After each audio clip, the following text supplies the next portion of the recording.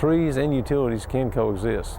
They just have to coexist in locations that don't conflict with one another.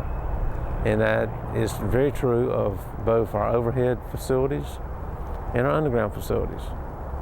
We would prefer that street trees, if they're planted in close proximity to our overhead facilities, their material growth is about 15 or 16 feet.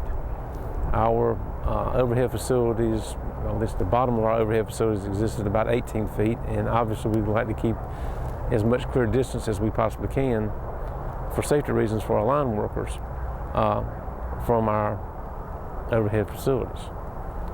And really the preferred trees for this particular area, this sandy area, are dogwoods and crepe myrtles. Both are flowering trees and seem to grow very hardy in this particular sandy environment.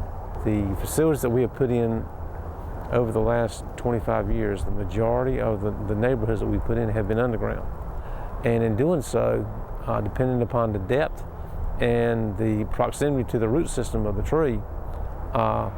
tree's health may be damaged by a root system on a large tree. Obviously, the larger trees have a bigger root system because you have to have it, number one, to absorb the moisture and nutrients from the ground, but also to stabilize the tree. And the larger the root system, the more prone it may be to negative impacts from trenching. And a tree can be, the health of it can be compromised from a number of situations. It can be pruned incorrectly, which causes many problems. And the root system can be impacted from trenching. And if a significant portion of the root system is impacted from trenching, sooner or later the tree will die.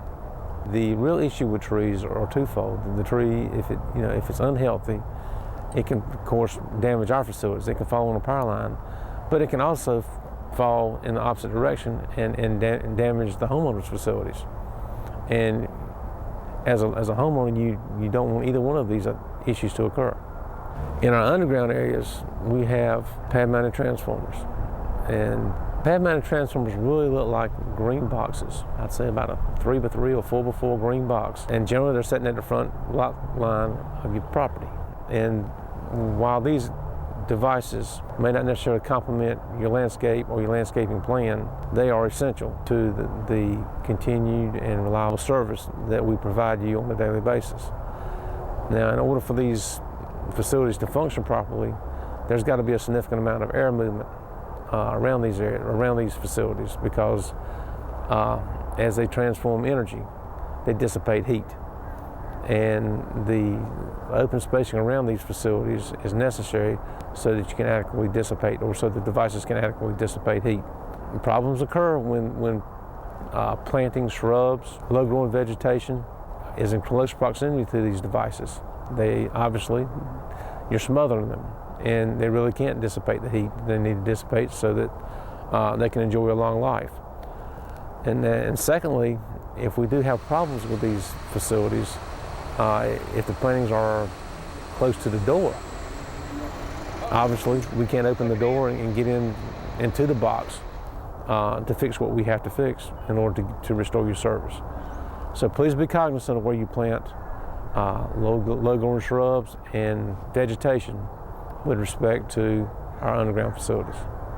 In general, we prefer to have about a 3-foot area around the side, the back, and the back of the transformer, and a 9-foot area in front of the transformer. Now this may seem excessive, but again, we're trying to ensure that we have natural convection around the transformer. We're also trying to make sure that we have a safety zone around the front of the transformer for our guys to utilize their necessary hotline tools to remove the energized cables should the unit fail, or should there be a problem with the unit. The other thing that you need to be cognizant of when you're planting shrubs, low-growing vegetation around these transformers is that these transformers are powered by underground cables. And in general, the cables are 3 to 4 foot in the ground.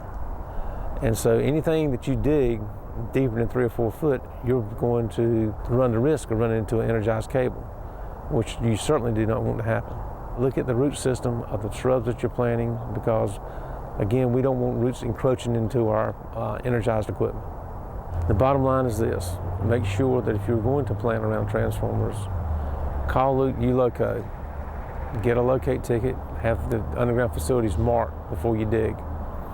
This is for your protection as well as the protection of the utility.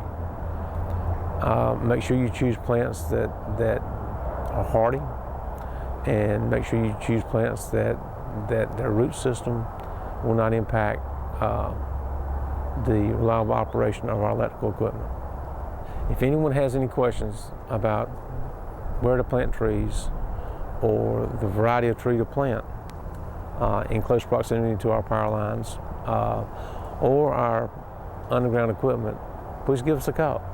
We have a staff of people that are here to serve you. We have certified arborists on staff, and in fact we have 2, and they're more willing to help you or to provide you with any type of information you may need so that you protect yourself and you protect our facilities.